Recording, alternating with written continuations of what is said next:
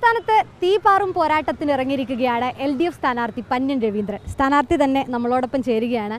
2005 ഈ 2024 ആവർത്തിക്കുമോ? ആ പ്രതീക്ഷയിലാണ്. തീർച്ചയായും എനിക്ക് പൂർണ്ണ പ്രതീക്ഷയുണ്ട്. കാരണം ജനങ്ങൾ അത്രമാത്രം അസ്വസ്ഥരാണ്. അവർക്ക് ഒരു ചാൻസ് ഇപ്പം മുമ്പിൽ വന്നിരിക്കുക.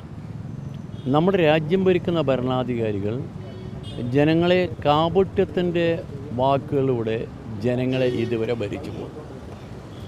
ആ ഭരണാധികാരി വർഗത്തിനെതിരായി ജനങ്ങൾക്ക് കിട്ടിയ ഒരവസരമാണ് ഈ വോട്ട്. അതുകൊണ്ട് BJP ഗവൺമെൻറ് നമ്മുടെ രാജ്യത്തെ ഇതുപോലെ തകർക്കുമെന്ന് നോക്കിയിരിക്കാൻ അവർക്ക് പറ്റില്ല. പ്രത്യേകിച്ച് കേരളത്തിലെ ആളുകൾ, തിരുവനന്തപുരത്തെ ആളുകൾ. തിരുവനന്തപുരം നമ്മുടെ നവോത്ഥാന പ്രസ്ഥാനത്തിൻ്റെ ഏറ്റവും വലിയ പോരാട്ട ഭൂമിയായിരുന്നു. ഇവിടെ ശ്രീനാരായണ ഗുരു, അയ്യങ്കാളി, ചട്ടമ്പി സ്വാമികൾ, വാഗ്ബടാനന്ദ സ്വാമികൾ, വക്കം അബ്ദുൽ ഖാദർ മൗലവി, പൊയ്കേലി യോഹന്നാൻ, നമ്മുടെ നവോത്ഥാനത്തിലെ നീണ്ട നിരയുടെ നാടാണ് ഈ നാട്. ഇവിടുന്ന് സമരങ്ങളിൽ ആരംഭിച്ചത്. ആ നാട്ടിലാണ് നമ്മളിപ്പോൾ നിൽക്കുന്നത്. ഇപ്പം നമ്മുടെ നാട് ദൈവത്തിന് സ്വന്തം നാടാണ്. ഇതെങ്ങനെയുണ്ടായി? നവോത്ഥാന പ്രസ്ഥാനവും തുടർന്ന് വന്ന പുരോഗമന കമ്മ്യൂണിസ്റ്റ് പ്രസ്ഥാനവും ഈ നാടിനെ ഇങ്ങനെ വളർത്തിയെടുത്ത് ആ നാട്ടിലാണ് ഞാൻ നിൽക്കുന്നത്. അതുകൊണ്ട് ജനങ്ങളെക്കുറിച്ച് എനിക്കൊരു പൂർണ്ണ ബോധ്യമുണ്ട്. ജനങ്ങൾ നന്മയും തിന്മയും തിരിച്ചറിയും. തിരുവനന്തപുരത്തെ ആളുകളാണെങ്കിൽ സാധാരണക്കാരല്ല. അവർ വിജ്ഞാനമുള്ളവരാണ്, വിവേകമുള്ളവരാണ്, വിവേചനം കൃത്യമായി ഉപയോഗിക്കുന്ന ആളുകളാണ്. അതുകൊണ്ട് നന്മയുടെ ഭാഗത്തേക്ക് അവർ ചെയ്യും എന്നെനിക്കറിയാം. അപ്പോഴും മറ്റൊരു കാര്യം, ശശി തരൂർ MP തുടർച്ചയായി ജയിക്കുന്ന ഒരു മണ്ഡലം. അതേസമയം തന്നെ കഴിഞ്ഞ 2014-ലും 2019-ലും CPI 3-ാം സ്ഥാനത്തേക്ക് വരുന്നു. അപ്പോൾ ഇത്തവണ ഒരു വിജയപ്രതീക്ഷ ഏറ്റുമ്പോൾ അതുണ്ടാക്കുന്ന ഘടകങ്ങൾ ഏതൊക്കെയാണ്? വിജയപ്രതീക്ഷ ഉയർത്തുന്ന ഘടകങ്ങൾ രാഷ്ട്രീയ സാഹചര്യം തന്നെയാണ്. ഇന്ത്യയിലെ രാഷ്ട്രീയ സാഹചര്യവും കേരളത്തിലെ രാഷ്ട്രീയ സാഹചര്യവും.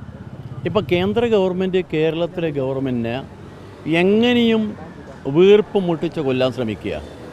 ഈ ഗവൺമെൻറ്റിന് കൊടുക്കേണ്ട ഒരാനുകൂല്യം കൊടുക്കില്ല. സാമ്പത്തിക ആനുകൂല്യങ്ങൾ മുഴുവൻ അവർ തടഞ്ഞു വെക്കുക. ഈ കേരളത്തിലെ ഒരു കാര്യം നടക്കേണ്ടതെന്നാണ്. എന്തിന്? നമ്മുടെ നാട്ടിലെ ജനങ്ങൾക്ക് അരി കൊടുക്കുന്നതിന് വേണ്ടി നമ്മുടെ സിവിൽ സപ്ലൈസ് കോർപ്പറേഷനും ഗവൺമെൻറ്റും ഇവിടുന്ന് FCIയിൽ പോയിട്ട് ലേലം ചെയ്തെടുക്കാറ് പതിവ്.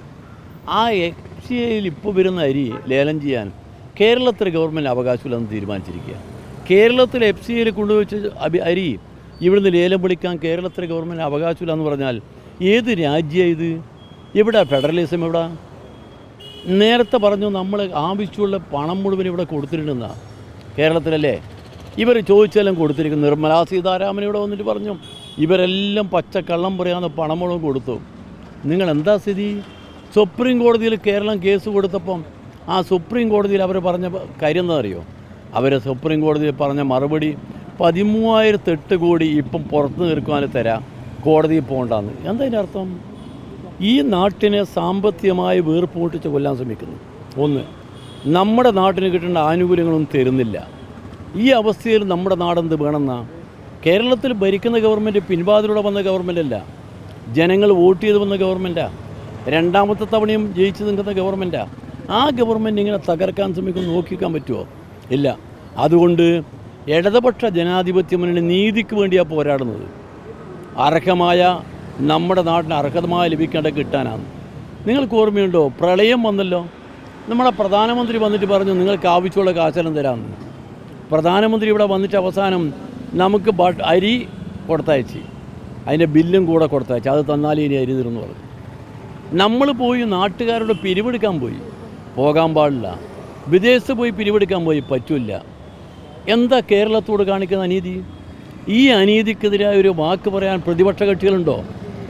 ഞാൻ പറഞ്ഞ കേരളത്തിലെ ജനങ്ങൾ ഇടതുപക്ഷ മുന്നണിയും വലതുപക്ഷ മുന്നണിയും അതുപോലെ BJPയും എല്ലാം ജനങ്ങളല്ലേ.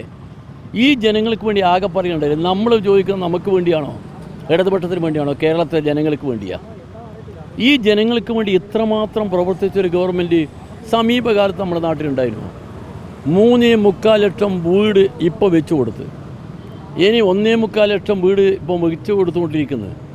നമ്മുടെ നാട്ടിലെ പാവപ്പെട്ട മനുഷ്യനെ പ്രതീക്ഷയല്ലേ? പ്രളയം വന്നപ്പോൾ നമ്മുടെ ജനങ്ങൾക്കോ പ്രതീക്ഷ എന്താ? ഇടതുപക്ഷ മുന്നണി ഗവൺമെൻറ്റാണ്.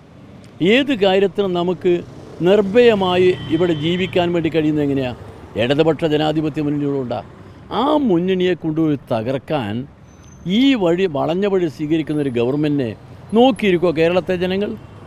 ഒന്ന്. രണ്ടാമത്തെ കാര്യം കൂടി ഞാൻ പറയാം. കേന്ദ്ര ഗവൺമെൻറ് നേരത്തെ ഭരിച്ചല്ലോ കോൺഗ്രസ്.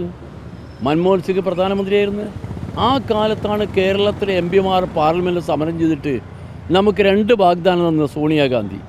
ഒന്ന് പാലക്കാട് കോച്ച് ഫാക്ടറി, രണ്ടാമത്തെ ചേർത്തല വാഗൺ ഫാക്ടറി. രണ്ടിനും കൂടി ഏതാണ്ട് 1.5 ലക്ഷം കോടി രൂപയുടെ നമുക്ക് ഇൻവെസ്റ്റ്മെൻറ്റാണ്. അന്ന് അവർ പറഞ്ഞു ഭൂമി തന്നാൽ ഇപ്പോൾ തന്നേക്കാം. അന്ന് BS മുഖ്യമന്ത്രിയായിരുന്നു.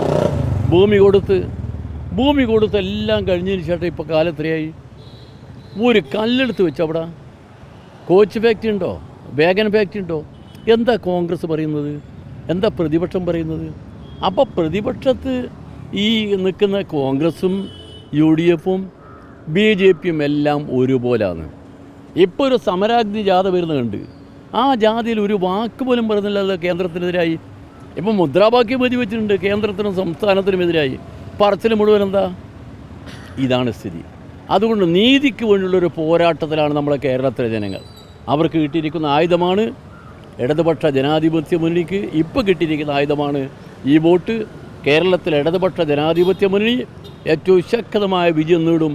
അവർക്കെല്ലാം പകരം ജനങ്ങൾ ചെയ്യുമെന്ന് നമുക്ക് ഉറപ്പാണ്. ഏറെക്കുറെ ശശി തരൂറാണ് ഇത് സ്ഥാനാർത്ഥി എന്ന് ഉറപ്പിച്ചു കഴിഞ്ഞു. ഇനിയിപ്പോൾ BJP പറയുന്നത് ഒരു സർപ്രൈസ് സ്ഥാനാർത്ഥി കൂടി വരുമെന്നാണ്. അപ്പോൾ മത്സരം തിരുവനന്തപുരം മണ്ഡലത്തിൽ കൊഴുക്കും എന്നത് ഉറപ്പല്ലേ?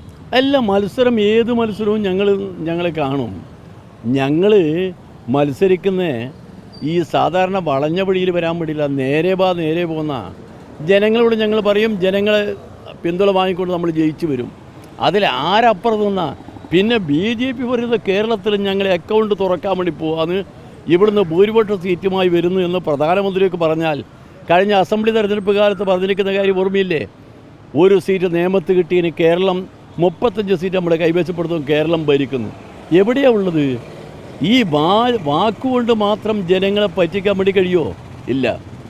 ജനങ്ങളെല്ലാം കാണുന്നവരാണ്, 2 കണ്ണ് തുറന്നിട്ട്. ജനങ്ങൾ ഈ നാട്ടിലെ ഏറ്റവും വലിയ ജഡ്ജിമാരാണ്. നിങ്ങളെല്ലാം അവർ പരിശോധിച്ചുകൊണ്ടിരിക്കുക. അതുകൊണ്ട് BJP എന്ന് പറയുന്ന പാർട്ടി നമ്മുടെ നാട്ടിലെ ജനങ്ങളെ ഭിന്നിപ്പിച്ചുകൊണ്ട് ജനങ്ങളെ മാറ്റി നിർത്തുന്ന പാർട്ടി. ആ പാർട്ടിയെ കേരളത്തിലെ ജനങ്ങൾ ഒരിക്കലും സ്വീകരിക്കില്ലെന്ന കാര്യം തർക്കമൊന്നും വേണ്ട. എനിക്ക് പൂർണ്ണ വിശ്വാസമുണ്ട് ഇടതുപക്ഷ ജനാധിപത്യ മുന്നണി ഇത്തവണയും ജയിച്ചു വരും. 2005 പോലെ തന്നെ ജയിച്ചു വരുമെന്നാണ് എൻ്റെ പൂർണ്ണ വിശ്വാസം. ആ വിശ്വാസത്തിൽ ഞാൻ നിൽക്കുക. ഔദ്യോഗിക പ്രചാരണം എന്നുള്ള രീതിയിൽ റോഡ് ഷോ അടക്കമുള്ള കാര്യങ്ങളിലേക്ക് കടക്കുന്നത് ഞങ്ങളിപ്പം ഔദ്യോഗിക പ്രചാരണം തന്നെയാണ്. ആ പ്രചാരണം തുടങ്ങി വെച്ചിട്ടേ ഉള്ളൂ. നാളെ റോഡ് ഷോ ഉണ്ട്. ഇപ്പം നമ്മൾ പ്രധാനപ്പെട്ട വ്യക്തികളെ കാണുകയാണ്. എല്ലാവരും നല്ല റെസ്പോൺസാണ്. അപ്പം നമുക്ക് ഓരോ ദിവസവും കഴിയുമ്പോൾ നല്ല ആവേശത്തിലാണ് നമ്മൾ പോകുന്നത്. ആവേശം അതിൻ്റെ അർത്ഥത്തിൽ നമ്മൾ മുന്നോട്ട് കൊണ്ടുപോയി നമ്മൾ വിജയത്തിൻ്റെ വഴിയിലേക്ക് പോവുകയാണ്. ആ കാര്യത്തിൽ എല്ലാവരും സഹകരിക്കുന്ന ഞങ്ങളെ പൂർണ്ണ വിശ്വാസം. LDF ഏതായാലും പൂർണ്ണ ആത്മവിശ്വാസത്തിലും ആവേശത്തിലും തന്നെയാണ്. എല്ലാ വിജയാശംസകളും നേരുന്നു. വീഡിയോ ജേർണലിസ്റ്റ് രതീഷ് കട്ടയിലേക്കൊപ്പം reporter Sunisha Ayyalloor, in reporter, Thiruvananthapuram.